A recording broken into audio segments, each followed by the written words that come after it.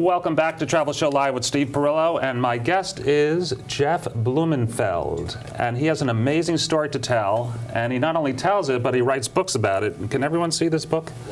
I want everyone to buy a copy, or you're not allowed to watch this show again. Okay, is that clear? That works for me. Jeff, we were discussing something during the break. Always the best discussions are during the break, so maybe we could recreate that. Yeah, what were we saying?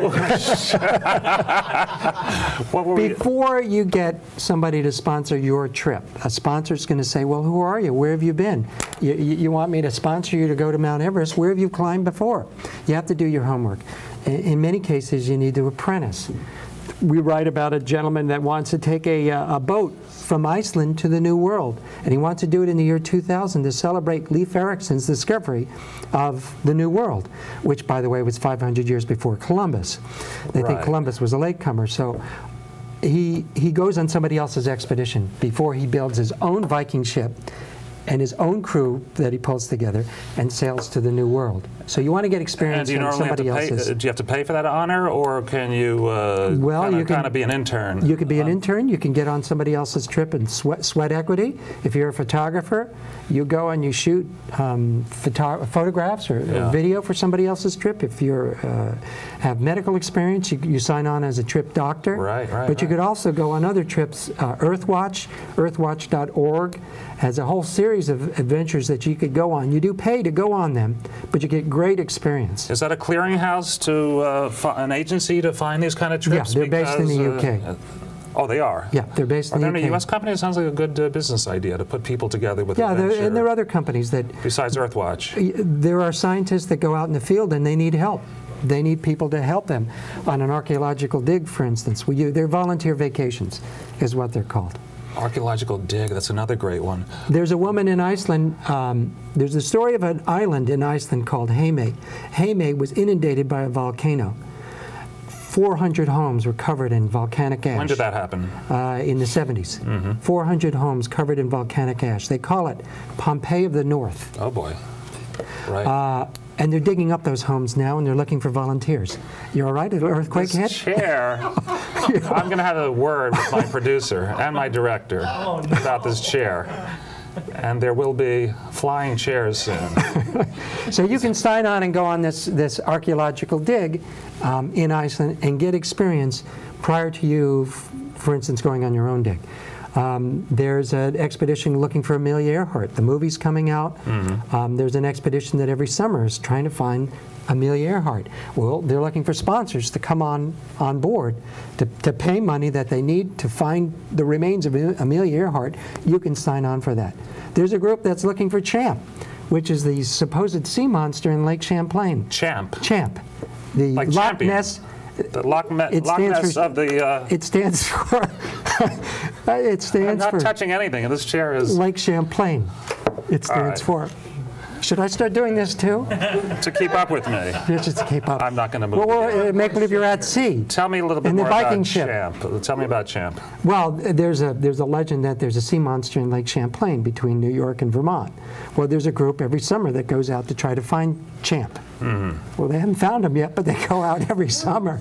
And I write about that in You Want to Go Where. So there are projects that you could go on yourself. To get the experience that you need. It's good for anyone at any age. Anyone at any age. You don't have to be an athlete to do a lot of these things. And it's not about climbing Mount Everest either. Right. It's about finding an adventure that you're interested in, doing something for a worthy cause, going out and exploring yourself. From a business owner's perspective, if I have a company and I wanted to publicize my company in a new way, this is why you look for sponsorship. We work for a company that makes a brand called CWX. It's performance tights. It's targeted tights that you wear against your skin.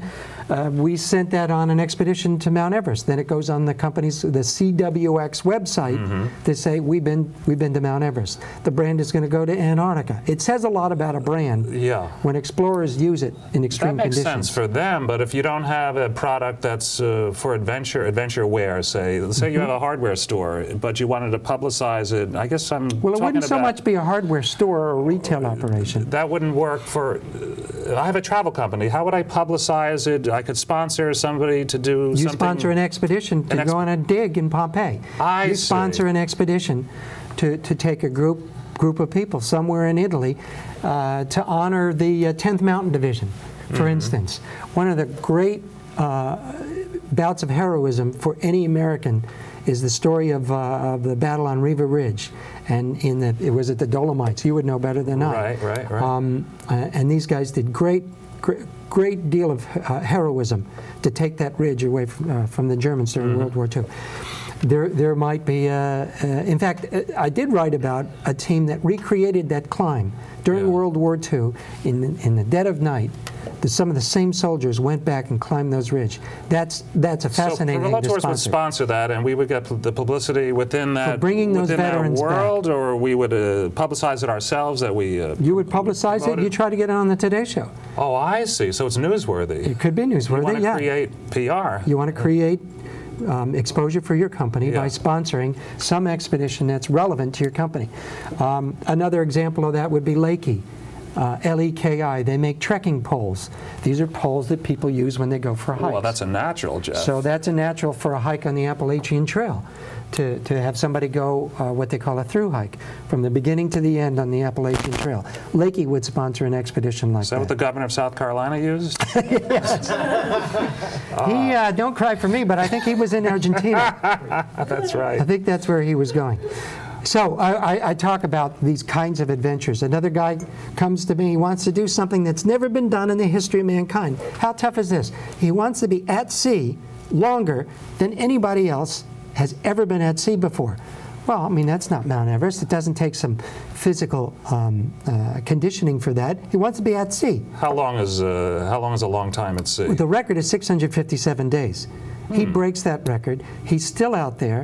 His name is Reed Stowe. He's not coming back until he's at sea for 1,000 days. What about people who live on cruise lines? People live on cruise lines, you know. That doesn't count. Oh, it doesn't count. He's not coming back. He's living off the sea. He's eating fish. By day 1,000, he'll be talking to fish. That's right. He'll be talking he's out fish there. too.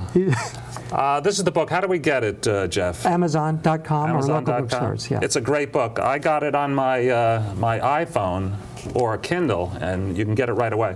It's a great book, and I'd really like to thank you for coming. Thanks. And getting me all psyched up for my next adventure. Your next adventure. Which is going to be driving to New Jersey. You want to go where? The highest peak in New Jersey. Thank you, everyone. We'll see you next time, and thanks, Jeff, for coming. You bet.